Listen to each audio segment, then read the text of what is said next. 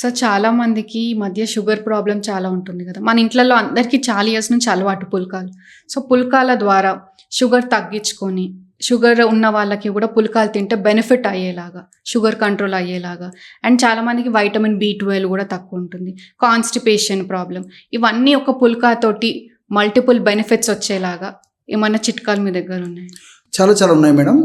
So first షుగర్ది చెప్తాను చూడండి. చిన్న వయసులో షుగర్ రాకుండా ఉండేందుకు, ఒకవేళ షుగర్ వచ్చినప్పటికీ కాంప్లికేషన్స్ రాకుండా షుగర్ బాగా కంట్రోల్లో ఉండేదానికి కూడా మంచి పుల్క ఎట్లా తయారు చేసుకుంటే ఆ సమస్య నుంచి బయటపడవచ్చో చెప్తాను చూడండి.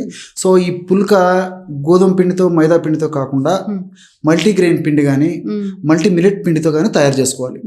ఈ ఉదాహరణకి 2 పుల్కాలు తయారు చేసుకోవాలంటే 2 పుల్కాల పిండిలో 2 నుంచి 3 టీ స్పూన్ల వరకు పనసకాయల పొడి మనకు మార్కెట్లో దొరుకుతుంది మేడం, ఆన్లైన్లో తెప్పించుకోవచ్చు. 2-3 టీ స్పూన్ పనసకాయల పొడి, 1 టీ స్పూను మెంతులను వేయించి చేసినటువంటి పొడి కలిపేసేసి, వాటర్ కలిపేసేసి ముద్దలాగా చేసేసి కాసేపు నానబెట్టేసేసి, సో ఆ విధంగా రోటీ మేకింగ్ ప్రాసెస్ వరకు వచ్చిన తర్వాత రోటీ తయారు చేసుకొని కానీ పుల్కా తయారు చేసుకొని కానీ ఆ 2 పుల్కాలు తినడం వల్ల చిన్న వయసులో షుగర్ రాకుండా ఉంటుంది.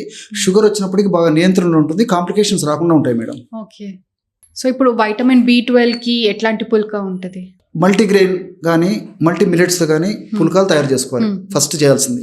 సో అది కూడా పాలిష్ బాగా పట్టకుండా ఉండాలి మేడం, బాగా పట్టకుండా ఉండాలి, అంటే ఫ్రెష్గా ఉండాలి.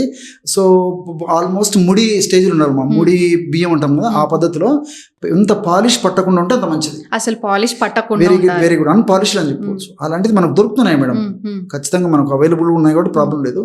సో అలాంటి వాటితో పుల్కా చేసుకోవాలి. ఎలా తయారు చేసుకోవాలంటే B12 లోపం ఉన్నా B12 లోపం రాకుండా ఉండాలన్నా రోజు 2 పుల్కాలు ఉదయం కానీ మధ్యాహ్నం కానీ రాత్రి డిన్నర్లో కానీ తీసుకోవచ్చు మేడం.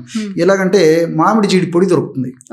సో మామిడి జీడి పొడి ఆల్మోస్ట్ ఒక 2 టీ స్పూన్స్ ఆ పుల్కా పిండిలో కలిపేసేసి ఆ పుల్కాలు తయారు చేసుకుని రెగ్యులర్గా వాడుకోవడం వల్ల B12 లోపం తగ్గిపోతుంది. B12 లోపం వల్ల వచ్చేటువంటి నరాల వీక్నెస్ కానీ, మెదడుకు సంబంధించిన జబ్బులు కానీ, కాళ్ళు చేతులు తిమ్మిర్లు ఉండడం కానీ, కాళ్ళు చేతులు లాగడం కానీ, కాళ్ళు చేతులు నొప్పులు ఉండడం కానీ, మంటలు ఉండడం కానీ, ఇలాంటి అనేక రకాలైనటువంటి సమస్యలు B12 లోపం వల్ల కలిగేటువంటి అనేక రకాలైన సమస్యలు కూడా తగ్గిపోతాయి మేడం.